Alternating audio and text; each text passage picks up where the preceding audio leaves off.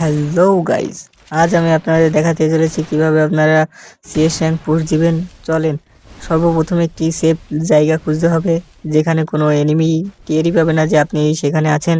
এই তো আমি একটা পেয়ে গেছি কন্টেনার। একটা গ্লোয়াল ফেলে কারা ক্যারেক্টারটা ফেলে সাইডে দেবো যাতে এনিমি আমাকে খুঁজতে না পারে।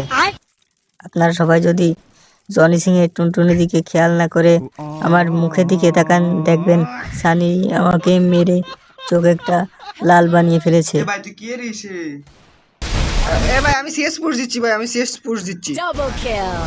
সিএস না, এটা কাস্টম। কি কোষ আরে দেখ আমার খেলা দেখে ভাই।